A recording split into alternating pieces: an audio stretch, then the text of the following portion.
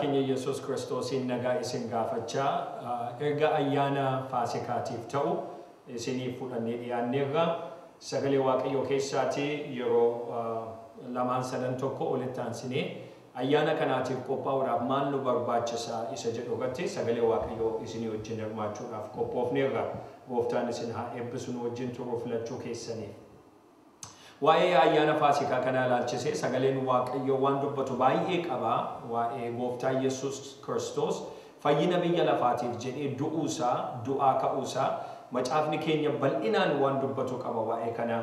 Kanaaf adaraa yaada keessan keessatti kana hundumaa kan kabarii gootanii akkasina yaadne barbaanna. Yaaduma ittiin qophoofnu ofii keenya haaressaa humna du'aa ka'uu Gooftaa Yesus Kiristoos keessa galuudhaaf waan nu barbaachisu ergaa maduwwaa isinii dabarsuudhaaf barbaanna. Diinni ijoolleen Waaqayyoo akka isaan hin barre kan inni barbaadu keessaati inni guddaan waa'ee dhossaa du'aa ka'uu Gooftaa keenya Yesus Kiristoos kanaati. Fannoo Yesus irratti waan ta'e amanaa tokkootiif waan guddaa Waaqayyo abbaan kan qopheesse waan ta'eef isa keessa namoonni akka isaan hin galletti isaan dukkaneesse bifum ayyaanaa duwwaatiin akka isaan darban godha yeroo baay'ee. Kanaafiti sagalee kanaan beeksisa kanaan yookiin ergaa nuyi amma isinii dabarsinu kanaan wal dammaqsuu akka nuyi dandeenyuuf ergaa kana isinii fudhannee dhiyaanneerra. Sagalee Waaqayyoo keessaatii iddoo tokko dubbifanneetu walii wajjin hin jalqabnaa. Qorontos isa jalqabaa boqonnaa tokko lakkoofsa 17-18 nan dubbisa. Akkas jedha sagaleen Waaqayyoo. Kiristoos wangeela akkan lallabuuf na erge malee akkan cuuphuuf ana hin ergine.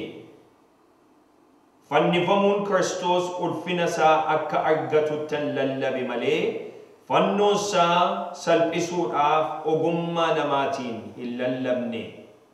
Lakkoofsa 18 waa'ee fannifamuu Kiristoos dubbachuun warra karaa badiisaa irra jiraniif gowwummaadha. Nuyi warra karaa fayyinaa irra jirruuf garuu inni humna Waaqayyooti. Nuyi warra karaa fayyinaa irra jirruuf garuu inni humna Waaqayyooti jedhee dubbata. Waan lama ol bira qabee sagaleen Waaqayyoo waan gurguddaa lamatti ol bira qabee shalagee nu agarsiisa. Inni jalqabaa uumama. Uumama hundumaatiin sagaleen Waaqayyoo maal jedhaa? Isaan hundumti isaanii quba Waaqayyootiin uumamaniidha. Uumamni hundumtuu biyya lafaa kana kan jiru, kan mul'atuuf kan hin mul'anne. Saayintistoonni iddoo baay'ee ga'anii kan isaan ilaalan kun hundumtuu akka miijana sagalee Waaqayyootti maal jedhee nutti himaa quba Waaqayyootiin ta'ani warri kunii jedha. Inni lammaffaan immoo inni kana bira qabee nu agarsiisu waa'ee fayyinaati. Hojii fayyinaa ijoollee Waaqayyoo nama fayyisuudhaaf karaa fannoo kan inni hojjete immoo maal jedha sagaleen Waaqayyoo inni immoo irree Waaqayyooti. Kana lamaan ol bira qabnee ilaaluun keenya baay'ee barbaachisaadha jechuudha. Yeroo baay'ee uumamni bal'ina isaarraan kan ka'e. Uumamni humna beektota baay'ee fudhachuu isaarraan kan ka'e isatu hojii Waaqayyoo isa cimaa nutti fakkaata. Garuu sagaleen Waaqayyoo ol bira qabee yeroo ilaalu akkuma nama dubbadhee inni tokko qubuma Waaqayyoo duwwaa fudhatee uumamni hojiin fayyisuu hojiin fannoo garuu humna Waaqayyooti. Irree mirgaa Waaqayyootu achirratti raawwate jedhee nutti dubbata. Kanaaf waa'ee fayyina kanaa ilaaluun keenya baay'ee barbaachisaadha. Harka mirgaa Waaqayyoo isa nuuf diriire kana nummoo isa harkaa fudhannee akka namoota harki mirgaan Waaqayyoo isaanii diriireetti tocho'uun keenya waldaa keessatti ulfina kana qabaachuun keenya Waaqayyo kan inni nugaa barbaadu waan ta'eefiti dhugaa kana gadi baafnee wal biraan ga'uun keenya baay'ee barbaachisaadha. Maqaan Waaqayyoo bara baraan kan eebbifame haa ta'u. Iddoo gara biraatti immoo ammas Isaayyaas boqonnaa 25 lakkoofsa 6 kaaftanii dhattanii yoo ilaaltan Waaqayyo immoo ilaalchanni waa'ee hojii fayyinaa kanaatiif qabu iddoo sana irratti nutti dubbatee jiru. Maal jedhaa? Gaara kana irratti Waaqayyo nama hundumaatiif ilmaan namaatiif cidha guddaa nyaachisa guddaa qopheesseeraa jira. Gaara kamirratti gaara Qaraaniyoo gaara Golgootaa iddoo ilmi isaatti du'uudhaaf jedhu irratti Waaqayyo maal jedha nyaachisa nama hundumaatiif qopheessee. Nyaachisa yeroo gabaabaa miti nyaachisa yeroo tokko ol baanee gaaricha irratti nyaannee gammannee borgaddinu miti.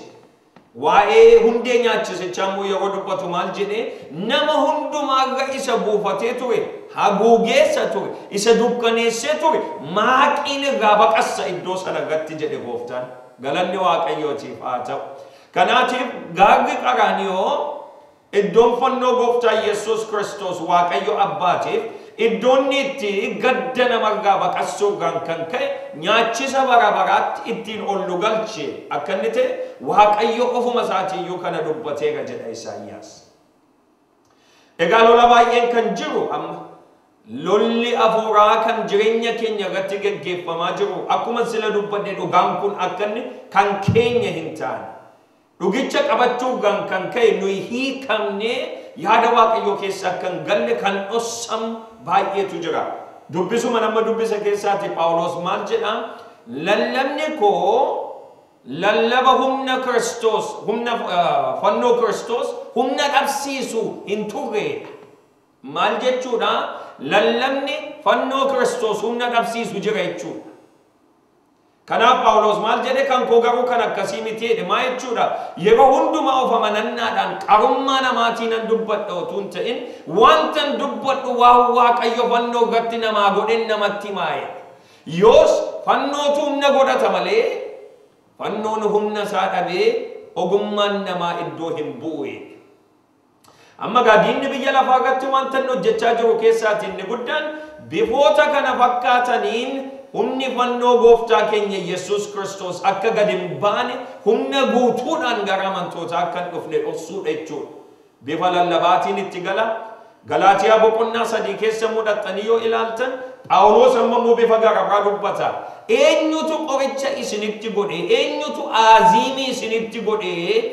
Akkasin Kiristoos fuula keessan duratti fannifamee kaafamee isa ture ilaaltanii isa wajjin akkasin hin adeemne isin gochuudhaaf maaltu isin irratti faca'ee jira jedha waldaa Galaatiyaati. Maal jechuudha?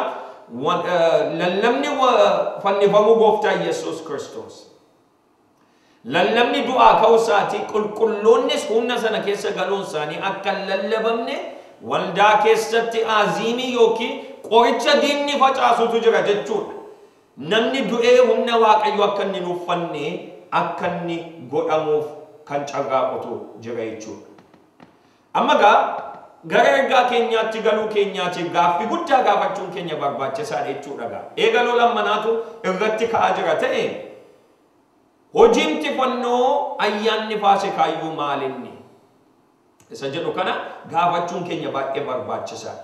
Yeroo kana gaafannu waan gurguddaan lama achirratti akka isaan ta'an sagaleen Waaqayyoo nutti hima. Iddoo fannoo irratti wanta gurguddaa lamatu ta'aniiru. Inni jalqabaa Yesuus Kiristoostu gatii cubbuu ilmaan namaa ta'ee fannoo irratti fannifame. Tokkoffaa. Inni lammaffaan immoo inni yeroo baay'ee akka inni alatti hin baaneef qabamu. Isa lammaffaa kana isinitti himuudhaaf jedhu dhugaa isa ammaa kanadha. Innis immoo maal inni? Namnis immoo Kiristoosii wajjin fannoo irratti fannifameera. Dhugaa isa kanadha sagaleen Waaqayyoo kana lamaantu wal qabataniitu humna fannoo guutuu godhu. Sagaleen Waaqayyoo akka deddeebi'ee waa'ee kana nutti hima. Isaa wajjin fannifamtaniittu, isaa wajjin gidiraa baattaniittu, isaa wajjin yoo dhiphanne, isaa wajjin ulfinaan yeroo inni deebi'ee dhufu ulfina isaa keessa galla kan jedhu dhugaa sagalee Waaqayyoo keessa jira. Kanaaf egaa waan gurguddaa kana lamaantuti iddoo fannoo irratti taa'anii raawwatan. Ammas immoo waan garaagaraa lama kaafnee tuquun keenya baay'ee barbaachisaadha dhossaa kana laaluudhaaf. Kiristoos waa'ee kootiif irratti fannifameera. Anis immoo isaa wajjin dhaqee fannoo irratti fannifamuun koo baay'ee barbaachisaadha. Kanatu guutuu godha. Inni lammaffaa motoqaan keenya fannoo irratti gooftaa Yesuus Kiristoos yeroo du'e waan gurguddaa lamaaf akka inni du'e sagaleen Waaqayyoo dubbata. Inni jalqabaa cubbuu biyya lafaatiif du'e. Rakkina gidiraa hundumaa of keessaa inni qabu hiddi isaa cubbuu akka ta'e sagaleen Waaqayyoo dubbata. Gooftaan Yesuus Kiristoos egaa isaaf dhiiga ofii isaatii dhangalaase. Kana hubachuudhaaf Faasikaa ijoolleen Israa'el Gibxii yeroo ba'an kan isaan ayyaaneffatan ilaaluun keenya baay'ee barbaachisaadha. Dhiiga balbala mana isaanii irratti dibaniitu inni hangafa rukutu inni ajjeesuudhaaf ramadamee ba'e akka mana isaanii keessa hin galle amantiidhaan dhiiga dibatanii ofirra dabarsan jedha. Maal jechuudha? Dhiiga keessa lubbuutu jira. Kanaaf Waaqayyo maal jedhee dhiigni iddoo aarsaa irratti akka inni waa'ee cubbuu keetiitiif fudhatamu sii godheera jedheetti dubbate. Kanaaf iyyuu dhiigni dhangala'uu gooftaa keenya Yesuus Kiristoos cubbuu hundumaatiif gatiin cubbuu du'a waan ta'eef lubbuu ofii isaatii dhiiga isaa keessaan dhangalaaseetu ilmaan uumaa isaatii hundumaa luba baase jechuudha. Maqaan Waaqayyoo bara baraan kan eebbifame haa ta'u. Inni lammaffaan immoo cubbuu duwwaan deebii argachuunsaa waan Waaqayyo yaadee lafa irratti raawwachiisu. Inni lammaffaan abaarsoo jalaatii ijoolleen Waaqayyo ba'utu isaan barbaachisa. Maaliif cubbuun jalqaba yeroo raawwate Waaqayyo ofii isaatii afaan isaatiin lafa abaaree uumaa hundumaa abaare. Kanaaf fannoo irratti cubbuu duwwaatu deebii argata otoo hin ta'in abaarsoon inni ilmaan namarra jiru sunis ka'uu barbaachisa. Kanaatiif Galaatiyaa boqonnaa 3 lakkoofsa 13 irratti sagaleen Waaqayyoo maal jedhaa? Inni muka irratti rarraafame abaaramaa haa ta'u jedhamee akkuma caafame Kiristoos Iyyasuus waa'ee keenyaaf muka irratti rarraafame jedhama kan Waaqayyoo kan eebbifame haa ta'u. Maal jechuudha gaa obboloota koo ayyaana kanatti yeroo gallu cubbuun keenya hundumtuu nurraa kaafameera. Gooftaan Yesuus Kiristoos gatii nuu baaseera. Abaarsoon jireenya keenya irraa cabeera. Kana booddee abaarsoon inni kanaan dura ba'ee ture jireenya keenya ari'ee akka nun qabanneef Waaqayyo isa kana humna isaa wajjin qaraaniyooo irratti dhugaa cabseera jechuudha. Maqaan Gooftaa bara baraan kan eebbifame haa ta'u. Kanaaf iyyuudha diinni dhugaan kun ijoollee Waaqayyoo bara akka inni hin geenye kan inni barbaadu. Yoo dhugaan kun nu bira ga'e nus immoo ija jabinaan eebba keenya qabachuudhaaf warra hiixatan waan taanuuf diinni isa kana ijoollee Waaqayyoo irratti arguu hin barbaadu. Yeroo nu guutummaa Waaqayyoo keessa gallu humna hin qabu inni waan ta'eef yeroo hundumaa ergaan ni facaasu ergaa dukkanaa ergaa abdii kutannaa ijoollee Waaqayyoo irratti facaasuu barbaada. Amma garuu galanni Waaqayyootiif haa ta'u misraachoo wangeelli fidee dhufe isa kanadha. Cubbuun nurraa kaafameera, abaarsoon nurraa cabeera. Maqaa Gooftaatiif galanni bara amma bara baraatti haa ta'u.